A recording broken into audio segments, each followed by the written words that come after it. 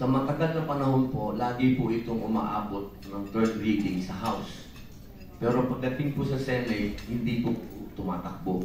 Siguro po dahil po sa generation gap, dahil matagal po sa panahon na yung mga upo din po sa ating senador, sa ating pong mataas na kapulungan, medyo mga nakatatanda. Opo.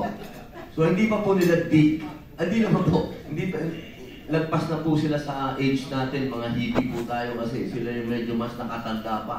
Opo. Ang tingin po nila talaga sa marijuana, talagang masama. Panahon naman po nila talaga na isinaksak sa kanila na masama yan. Pero siyempre po, sa pagtakbo po ng panahon, ang mga nakaupo po ngayon ng mga senador, mas kaedad po natin, mas naiintindihan na po nila kung ano po yung benepisyo ng cannabis. Kaya po ngayon, umabot na po kami sa interpellation. Ito po, pag natapos po ito, amendment na, kung meron naman po silang mga gustong Ako naman po, open.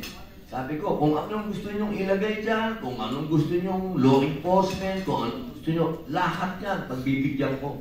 Ang importante lang dito, una sa lahat, yung CBD. Baka naman pagdating dun sa CBD, huwag na nating pagtalunan. Kasi, ginagawa na yan ng halos lahat na, Japan, Australia, kahit na pumunta, maglakad-lakad ka, makakakita ka ng produkto ng CBD. Makikita mo yung 5 fingers, pwede pang mukha, pwede pang ligo, pwede sabon. Talagang ano na po yan kung mga realidad na po yan. Yung CBD, sana wala ng diskusyon.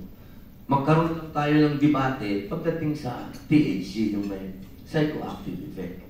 Pero yung wala namang pagkain lang, yung CBD kasi boss, pagkain lang yun. Sana wala nang mahabang usapan. So siguro po, 2 kampang na lang boss. Pagkatapos ng interpellation, amendments, then third reading na po.